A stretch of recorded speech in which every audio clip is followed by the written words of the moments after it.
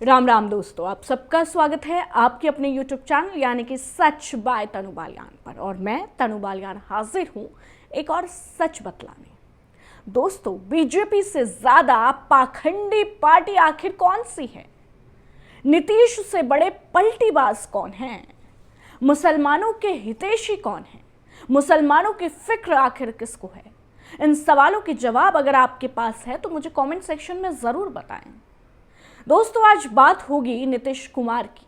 आखिर नीतीश कुमार ने बीजेपी का बिल पास कराने में क्यों साथ दिया? बिहार में चुनाव है, उसके बाद भी इतना बड़ा रिस्क नीतीश ने क्यों लिया? दरअसल दोस्तों, लोकसभा और राज्यसभा में वक्फ बिल पास हो चुका है। अब राष्ट्रपति की मोहर के बाद कानून बन जाएगा।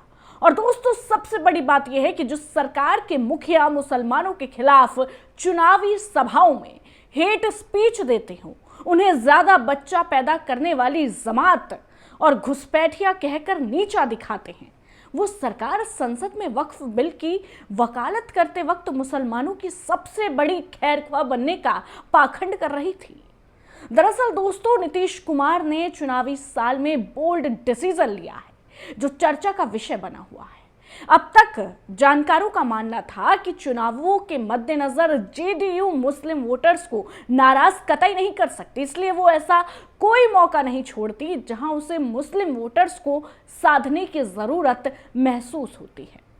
दोस्तों, बिहार में इसी साल विधानसभा चुनाव है। 2023 की जातीय गणना के आंकड़ों के मुताबिक राज्य में 17.7% मुसलमान हैं, जिनका राज्य के करीब 47 सीटों पर प्रभाव है। ऐसे में नीतीश कुमार ने वक्फ बिल पर मोदी का साथ दिया है। मीडिया रिपोर्ट्स की माने तो पार्टी अध्यक्ष ने अपने सांसदों को स्पष्ट संदेश दिया कि आप मुस्लिम वोटों की चिंता बिल्कुल ना करें। दोस्तों, अब आपके मन में सवाल तो ये भी होगा कि आखिर सरकार ने नीतीश बाबू को इस बिल के लिए आखिर मनाया तो मनाया कैसे? तो वो भी मैं आपको बता देती हूँ। दरअसल दोस्तों, हुआ यूं कि बिल के मूल ड्राफ्ट में प्रावधान था कि नया कानून लागू होने के 6 महीने के अंदर एक सेंट्रल पोर्टल पर सभी वक्फ प्रॉपर्टीज का रजिस्ट्रेशन कराना जरूरी होगा। 6 महीने बाद प्रॉपर्टी को लेकर कानून के तहत कोर्ट में कोई सुनवाई नहीं की जा सकेगी। जेडीयू के सांसद दिलेश्वर कामत ने इस प्रावधान में संशोधन का सुझाव दिया था, जिसे जेपीसी ने स्वीकार कर लिया। अब वक्फ ट्रिब्यूनल किसी वक्फ प्रॉपर्टी के रजिस्ट्रेशन की टाइमलाइन बढ़ा सकता है। इसके लिए प्रॉपर्टी के मुतवल्ली यानी केयरटेकर को ट्रिब्यूनल के सामने इसकी उचित वजह बतानी होगी। अब दोस्तों, आपको बताती हूं दूसरी बड़ी वजह। दूसरी वजह यह है कि भाजपा की टॉप लीडरशिप ने बिल के एक एक पॉइंट को क्लियर किया। शाह ने लल्लन सिंह और संजय झा के साथ मीटिंग फिक्स की।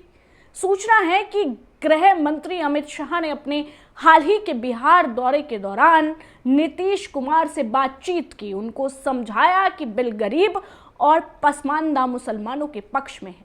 वो बिल पारित होने के बाद हमारे साथ आ सकते हैं।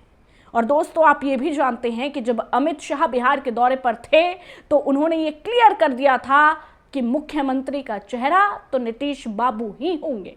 तो अब आप समझ सकते हैं कि आखिर पूरी पिक्चर क्या है।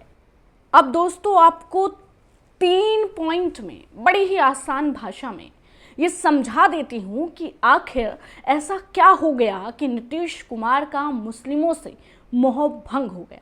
दरअसल दोस्तों, 2013 में नीतीश कुमार ने नरेंद्र मोदी के विरोध में 17 साल पुराना एनडीए का गठबंधन तोड़ दिया।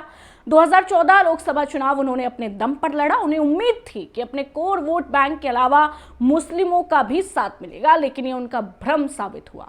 उन्होंने 38 सीटों पर अपने उम्मीदवार उतारे, लेकिन मात्र 2 सीट ही जीत सके। इनमें एक नालंदा और एक पुणे की सीट थी। बाकी 36 सीटों पर उनकी हार हो गई। जेडीयू के सूत्र बताते हैं कि उसी साल से नीतीश कुमार का दिल टूट गया। नीतीश कुमार ने वक्फ संशोधन बिल पर खुलकर सरकार को समर्थन देने की अपनी सहमति दे दी थी। उनका मानना था कि हम उनके लिए काम करते हैं, लेकिन वे हमारा सपोर्ट नहीं करते हैं। दूसरा पॉइंट यह है कि जेडीयू के एक बड़े नेता ने नाम नहीं उजागर करने की शर्त पर बताया है कि नीतीश कुमार ने 2005 से लेकर अब तक बहुत कोशिश की कि उन्हें मुस्लिम वोट मिल जाए। 2010 तक थोड़ा बहुत सपोर्ट मिला भी। इसके बाद मुस्लिम इनसे दूर होते चले गए। ऐसे में अब जेडीयू की टॉप लीडरशिप ने इस बात को स्वीकार कर लिया है कि बिहार में मुस्लिम वोट एक तरफा है। ये कुछ भी कर ले, बीजेपी से अलग हो जाए, आरजेडी के साथ आ जाए, इन्हें मुस्लिम वोट कतई नहीं मिलने वाला। ऐसे में इन्होंने बीजेपी को साथ देने का फैसला कर लिया। अब दोस्तों बात कर लेते हैं 2020 की। 2020 के चुनाव के बाद नीतीश कुमार भले ही सीएम बने रहे, लेकिन उन्हें 2 बार पाला बदलना पड़ा। पहले बीजेपी का साथ छोड़कर वे राजद के साथ गए, इसके बाद दोबारा वे बीजेपी के साथ आए। बिहार में अगले 6 महीने में विधानसभा का चुनाव होने जा रहा है और सबकी नजर इस पर टिकी है। नीतीश कुमार की सेहत पर पहले से ही सवाल उठ रहे हैं। जदयू को बिहार में अपनी स्थिति को मजबूत रखने के लिए एक पुराने और भरोसेमंद साथी की बहुत आवश्यकता है। ऐसे में बीजेपी से ज्यादा भरोसेमंद उनके लिए कोई और पार्टी तो कतई नहीं हो सकती। दोस्तों ये कुछ बड़ी वजह थी जो मैंने आपको सरल भाषा में समझाने की कोशिश करी, पॉइंट्स के जरिए समझाने की कोशिश करी कि आखिर नीतीश बाबू जो पलटी मारने के लिए जाने जाते हैं, उन्होंने बीजेपी का समर्थन क्यों किया बिल लाने में। अब आप समझ सकते हैं दोस्तों कि किस तरीके से जो अगले विधानसभा चुनाव होने हैं उसमें क्या कुछ होने वाला है, मुस्लिम किसको वोट देने वाला है। आप खुद समझदार हैं। दोस्तों आप इस पूरे मुद्दे पर क्या सोचते हैं, खासकर कि वो मुस्लिम भाई बहन जो मेरे इस वीडियो को देख रहे हैं, आप क्या सोचते हैं मुझे कमेंट सेक्शन में ज़रूर बताएं।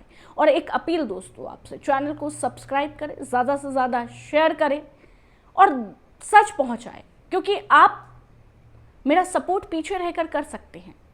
बहुत से लोग आगे आकर नहीं बोल सकते, वो मेरा सपोर्ट कर कर सच को आगे बढ़ा सकते हैं। आप सबका बहुत शुक्रिया, आप यहां तक लेके आए हैं तो आगे भी लेकर जाएंगे। मैं जल्द हाजिर होंगी एक और खबर के साथ, एक और सच के साथ। तब तक आप मेरे चैनल को ऐसे ही देखते रहें। जय हिंद।